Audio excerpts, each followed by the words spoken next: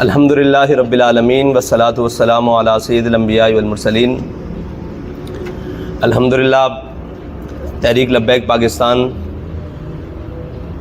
آج اپنے سیاسی سفر کے دوسرے الیکشن میں پورے زور و شور سے جا رہی ہے، اور اس نے اپنا جو منشور ہے، سیاسی منشور ہے، وہ بھی عوام کے سامنے رکھ دیا ہے۔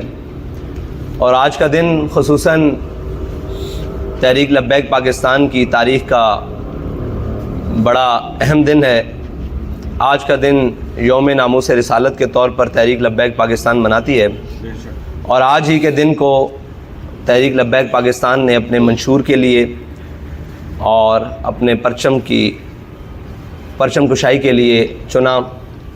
اور تحریک لبیک پاکستان اپنے بنیادی نظریے، ناموس رسالت، ختم نبوت اور دین اسلام کی سربلندی کے لیے معرض وجود میں آئی، اور اسی کی بنیاد پر تحریک لبیک پاکستان کی سیاست ہے، خدمت ہے، معاشرت ہے، تہذیب ہے، معیشت ہے۔ انہی اصولوں کی بنیاد پر، جن اصولوں کی بنیاد پر پاکستان معرض وجود میں آیا، اور آج بھی پاکستان کی پارلیمنٹ کے ماتھے پر لا الہ الا اللہ محمد رسول اللہ لکھا ہوا ہے۔ تحریک لبیک پاکستان کے تمام مقاصد لا سے شروع ہو کے محمد رسول اللہ تک ختم ہوتے ہیں، اور اسی کے نظریے پر انشاءاللہ تحریک لبیک پاکستان عوام پاکستان، اب ملک پاکستان اور اسلام کی خدمت کرتی رہے گی۔ اچھا آپ صاحب سوالات کریں؟ جی اس پر یہ بتائیں کہ آپ صاحب آپ سے پہلے بھی ایک سیاسی جماعت ہے تو مذہبی طور پہ، اور ہم سب بھی مذہبی طور پہ مانتے ہیں، انہوں نے یہی منشور رکھا ہے، لیکن جب سیاسی طور پہ دیکھا جاتا ہے تو ان کو کوئی سیٹیں نہیں ملتی۔ اگر موجودہ حالات میں دیکھا جائے تو آپ کی جماعت اس وقت سیاسی طور پہ کہیں بھی نظر نہیں آ رہی۔ اگر ہم مذہبی طور پہ دیکھیں تو جب ہمارا وقت ٹائم آتا ہے ووٹ ڈالنے کا تو ہم سیاسی جماعتوں کو ڈالتے ہیں، مذہب کے تو ساتھ اپنے ہوتے ہیں۔ آپ کی جماعت اس وقت پورے اگر پاکستان یا لاہور کی بات کیجیے تو آپ کے کینڈیڈیٹ کی کہیں بھی کوئی اتنا پکڑ نہیں ہے کہ وہ عوام کو اس طرف لاتے ہیں کہ وہ ووٹ ڈال سکے۔ سیکنڈ یہ سوال ہے کہ آپ کے اسٹیبلشمنٹ کے ساتھ معاملہ طے ہوتے ہیں، بہتر ہیں، آپ سمجھتے ہیں کہ آپ اس الیکشن میں کوئی کامیابی یا سیٹیں زیادہ نکال کے پارلیمنٹ میں چلے جائیں گے؟ تحریک لبیک پاکستان کی گراؤنڈ پر اگر چیزیں موجود نہیں ہیں تو اس وقت تمام سیاسی جماعتیں صرف اور صرف تحریک لبیک پاکستان سے خائف ہیں، اور تحریک لبیک پاکستان کے جتنے بھی کینڈیڈیٹس ہیں اور ذمہ داران ہیں، آپ پتہ نہیں کس شہر کی بات کر رہے ہیں یا کس ضلع کی بات کر رہے ہیں یا ملک کی بات کر رہے ہیں۔ اگر بارڈر پار سے آئے ہیں تو اس کا مجھے علم نہیں ہے۔ اگر آپ پاکستان کی بات کر رہے ہیں تو پاکستان کے اندر اس وقت الیکشن کمیشن نے جو فہرست جاری کی ہے وہ 1400 سے زیادہ کی ہے جو تحریک لبیک پاکستان کے امیدواران ہیں۔ اور رہی بات الیکشن کمپین کی، تو الیکشن کمپین میں بھی اس وقت موجود ہیں ہمارے دفاتر، ضلعی ہوں، یو سی ہوں، پی پیز ہوں، مرکزی دفاتر ہوں، وہ امیدواران سے بھی بھرے پڑے ہیں، اور ہمارے کارکنان اس وقت پاکستان کے گلی کوچوں میں اپنی کمپین جاری رکھے ہوئے ہیں۔ تو ہاں، وہ میڈیا کی زیب و زینت نہیں بن پا رہے، اور وہ ان آنکھوں کی زیب و زینت نہیں بن پا رہے جن کو یہ چیزیں ناگوار گزرتی ہیں، تو یہ ایک علیحدہ بات ہے۔ اصل جو فائدہ ہوا تھا گورنمنٹ سے، پی ایم گورنمنٹ سے کہ تحریک لبیک کا اخراج کیا جائے گا، سوشل میڈیا سے پابندی اٹھائی جائے گی، اس پر ہمارا کس حد تک ہوا؟ دیکھیں، وہ بتدریج کام جاری ہے۔ جو پاکستان کے اندر پابندیاں تھیں تقریباً وہ ختم کر دی گئی ہیں۔ اب ہیں بین الاقوامی پابندیاں جو دونوں حکومتوں کا شاخسانہ ہے، ایک مسلم لیگ نون اور ایک پی ٹی آئی، دونوں نے مل کر تحریک لبیک پاکستان کے نظریوں کو پھیلنے سے روکنے کے لیے سوشل میڈیا پر بین الاقوامی پابندیوں کو رائج کروایا۔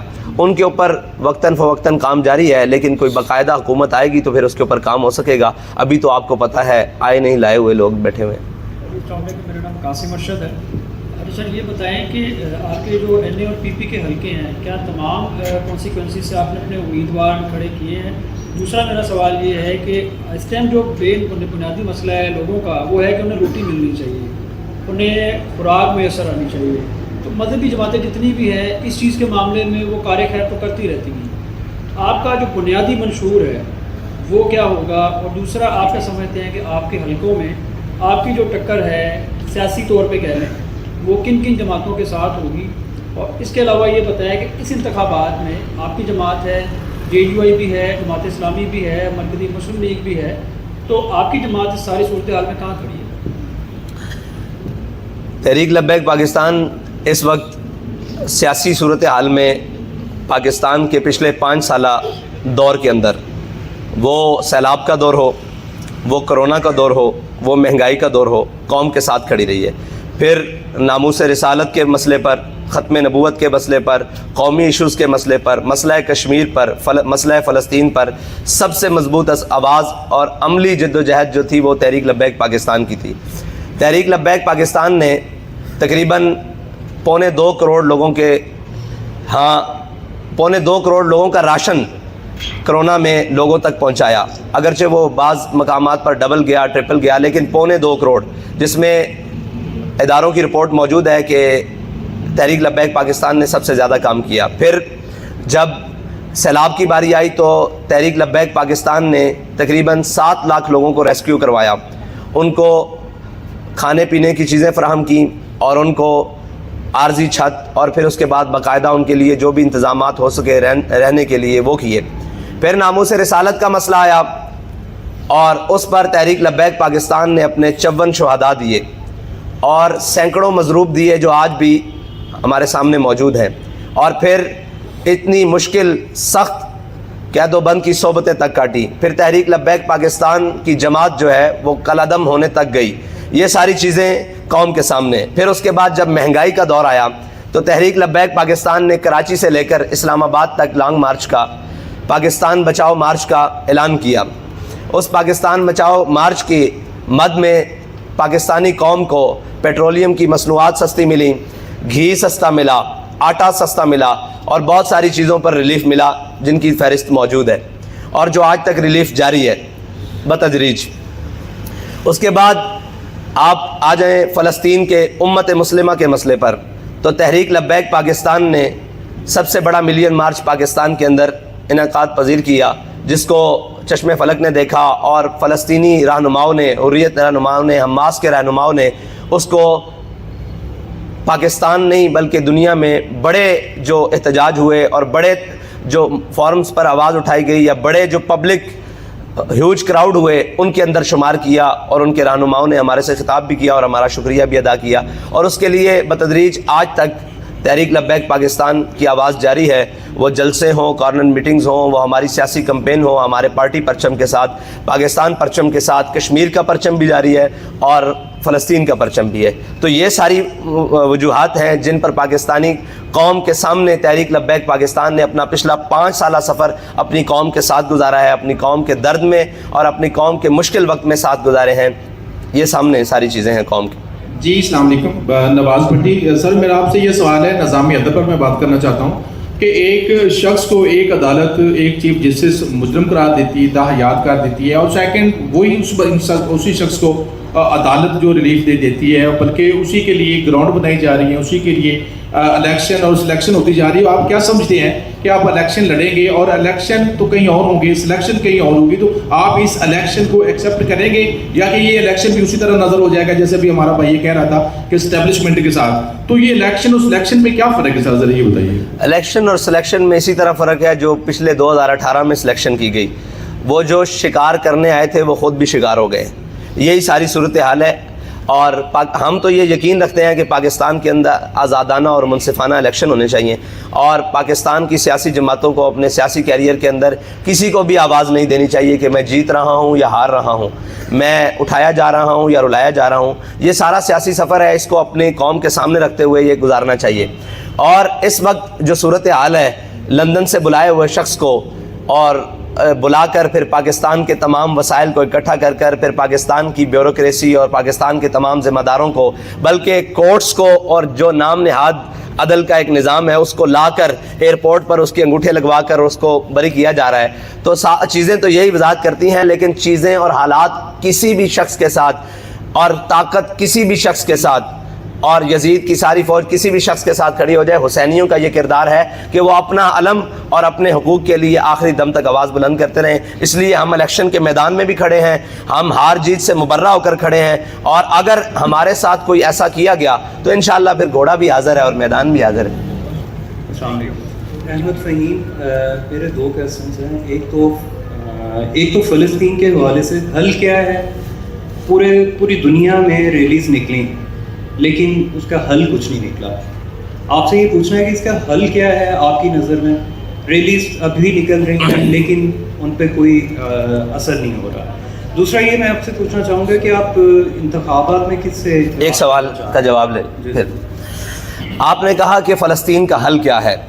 فلسطین کا حل اسی طرح ہے جس طرح اسرائیل کے ساتھ ریاستیں کھڑی ہوئی ہیں.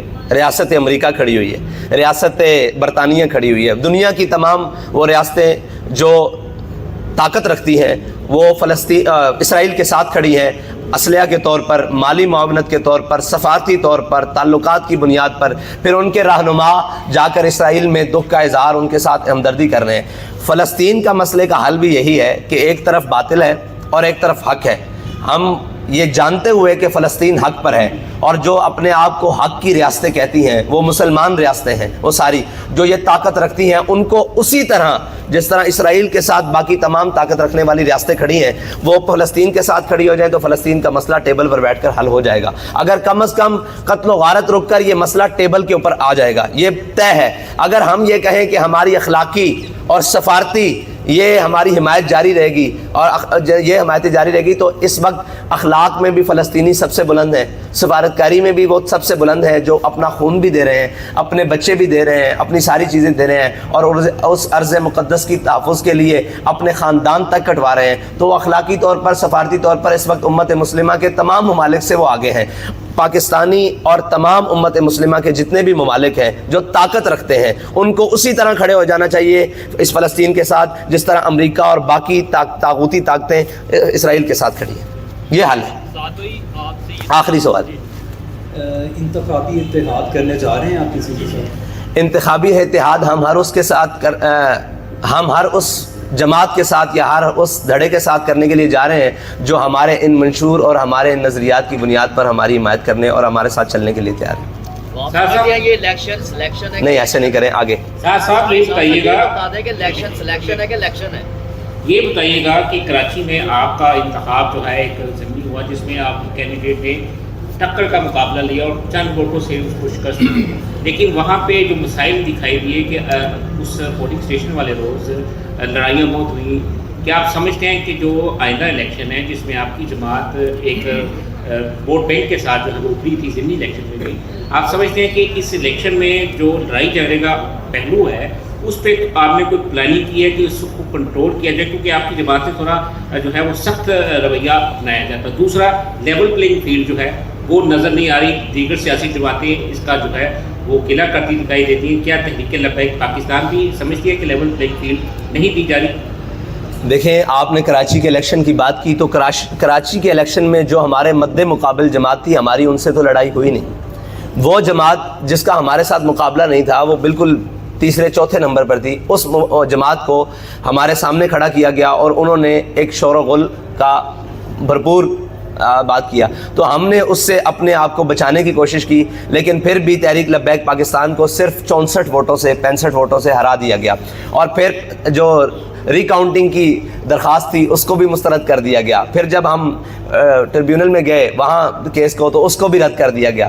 تو یہ ساری چیزیں ظلم سہتے آئے ہیں, لیکن وہ یہ تھا کہ ہم نے حالات کو قابو میں رکھنا تھا اور کہیں یہ نہ کہا جاتا کہ یہ دیکھیں ایک سیٹ کے لیے ایسے کر لیں. لیکن اگر مجموعی طور پر پاکستان کے اندر تحریک لبیک پاکستان کے سیاسی حق پر اور اس کے جناب ووٹ کے اوپر ڈاکہ مارا جائے گا تو پھر تو عوام اشتعال میں آئے گی اور پھر تو لوگ اشتعال میں آئیں گے اور اس کا نتیجہ پھر کوئی بھی نکل سکتا ہے. لیکن اس کے لیے ضروری یہ ہے کہ وہ ساری چیزیں ہم الیکشن کمیشن پاکستان سے بھی یہ مطالبہ کرتے ہیں کہ جس کا جو حق ہے اس کو اتنا ضرور دیا جائے اور اس کو بجانب حق رکھا جائے. ذاتی جو TLP کا جو طرز حکمرانی ہوگا تو کیسا ہوگا؟ طالبان جیسا ہوگا یا سعودی بادشاہ جیسا ہوگا؟ TLP کا طرز حکمرانی اسلام جیسا ہوگا.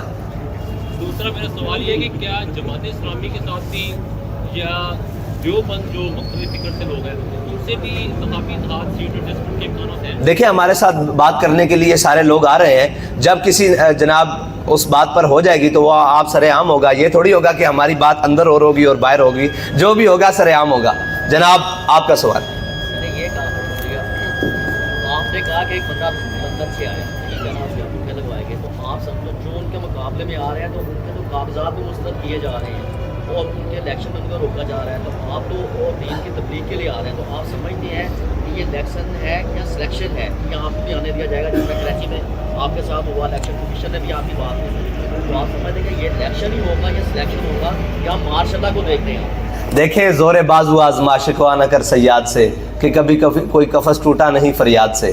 اگر اپنا حق لینا ہے تو اس کے لیے میدان میں رہنا پڑے گا. اور جو یہ ہوا ہے، کاغذات چھینے گئے ہیں، جو لوگ اٹھائے گئے ہیں، تجویز کنندہ، تائید کنندہ، امیدواران اٹھائے گئے ہیں، ہم نے اس کی سختی سے مذمت کی ہے. ہم یہ کہتے ہیں ہر پاکستانی شہری کو پاکستان کا آئین حق دیتا ہے کہ وہ اپنا الیکشن لڑے، وہ اپنی سیاسی جماعت بنائے، وہ اپنے کسی بھی منشور کے اوپر الیکشن لڑے جو پاکستان اور اسلام کے مفادات اور اس کے نظریات کے خلاف نہ ہو. تو یہ تو ہم بنیادی طور پر کہتے ہیں. اور الیکشن ہر پاکستانی کا حق ہے، وہ کوئی بھی جماعت ہو، وہ کیسی بھی جماعت ہو، اس کو حق ملنا چاہیے جو الیکشن کمیشن پاکستان کے اندر رجسٹرڈ ہے. سر ظہیم لغاری مخاطب ہوں آپ سے. سر جس طرح باقی جماعتوں کے ساتھ کرپٹ لوگ، کرپشن والے لوگ، ظالم جن پہ کافی ایف آئی آر ہوتی ہیں، وہ الیکشن لڑتے ہیں. پچھلی دفعہ کچھ آپ کی پارٹی کے ساتھ بھی ایسے لوگ تھے، میں نام نہیں لوں گا، پرسنل ہو جاتا ہے. کیا اس بار بھی ایسا ہوگا یا ڈفرینس ہوگا؟ دوسرا مجھے بتائیے گا کہ جس طرح پاکستان میں ماؤں بہنوں اور چادر چاردیواریوں کا تقدس پامال کیا جا رہا ہے، اس کی آپ مذمت کرتے ہیں؟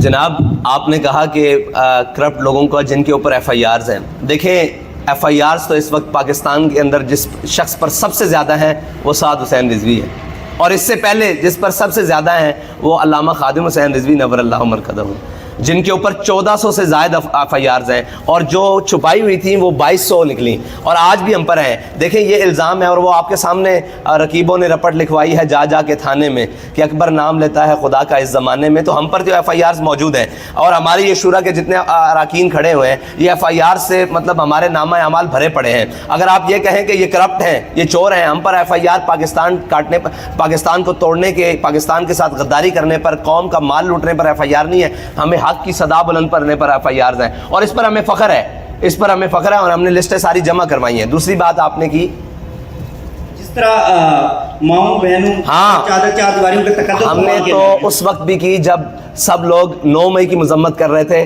اور ہم ماؤں بہنوں کے تقدس کی مذمت کر رہے تھے، جو ان کے اوپر بے حرمتی کی اس کا مذمت کر رہے تھے. اور ہم نے یہ کہا تھا کہ تیری میری کی ہوندی ہے، دی جلیا دی ہوندی ہے. وہ عمر ڈار صاحب کی والدہ ہوں، وہ صنم جاوید صاحبہ ہوں، کوئی بھی ہوں، ماؤں بہنوں کی سیاست کے ہم قائل نہیں ہیں. ہم نے تو ہمارے خلاف اتنا زیادہ سابقہ جناب وزیر اعظم صاحب کی بیٹی نے اتنی باتیں کی ہیں، آج تک ہم نے ان کا نام بھی اپنے لبوں پر نہیں لے کر آئے. اس لیے کہ ہم یہ سمجھتے ہیں یہ چیزیں، اور یہ سیاست مردوں کا میدان ہے، اور وہ ہمیشہ میدان میں ہونی چاہیے، گھروں تک سیاست نہیں جانی چاہیے. یہ اس کا ہم بھگت کر آئے ہیں. اور افسوس کی بات یہ ہے کہ جتنی بھی پارٹیاں ہیں ان کو پہلے اقتدار ملا ہے اور بعد میں وہ مشکلات میں آئی ہیں. تحریک لبیک پاکستان وہ پہلی پارٹی ہے جو پہلے مشکلات میں ہے. اقتدار اللہ تعالیٰ دے گا تو وہ اس کا مقدر ہوگا. بہت شکریہ جی.